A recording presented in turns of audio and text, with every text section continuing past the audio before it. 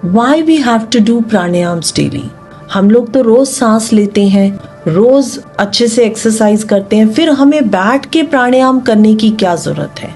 जब हम प्राणायाम्स करते हैं तो उस समय हम एक स्लो और डीप ब्रीथ करते हैं। स्लो और डीप ब्रीदिंग जब हम करते हैं तो it gives adequate time for the oxygen to remain in our body.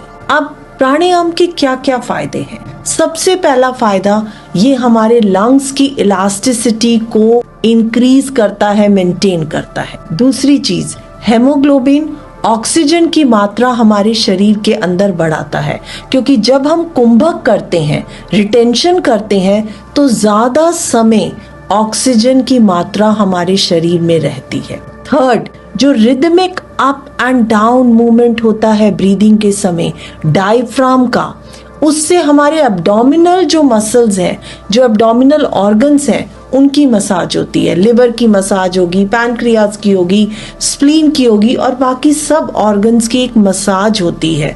जब मसाज होती है तो जो सर्कुलेशन है ऑर्गन्स का वो इंक्रीज होता है। किडनीज को कैसे फायदा होता है प्राणायाम से? किडनीज के अंदर ब्लड फ्लो अच्छा जाता है। जब किडनीज के अंदर ब्लड फ्लो अच्छा जाएगा तो किडनीज एफिशिएंटली काम करेंगी, तो जो उनकी फिल्टरिंग पावर है वो इंक्रीज हो जाएगी, तो अच्छे से वाटर फिल्टर, सॉल्यूट फिल्टर्स होंगे हमारे किडनीज से। जो नेक्स्ट हमारे प्राणायाम का फायदा है, दैट इज कि हमारे शरीर के अंदर जो पीएच लेवल है वो मेंटेन होगा, क्योंकि एफिशिएंट एक्सचेंज ऑफ गैसेस होगा बॉडी के अंदर। जो नेक्स्ट चेंज होगा हमारी बॉडी के अंदर, that is the efficient change in the blood gases. तो उससे क्या होगा? There will be the improvement in the pH level. PH level क्यों जरूरी होता है? पीएच लेवल हमारे सेलुलर फंक्शन के लिए जरूरी होता है, तो इसलिए हमारे प्राणायाम्स करने हमारे लिए बहुत जरूरी है। Everyone should spend some time with their body, with their breathing exercises.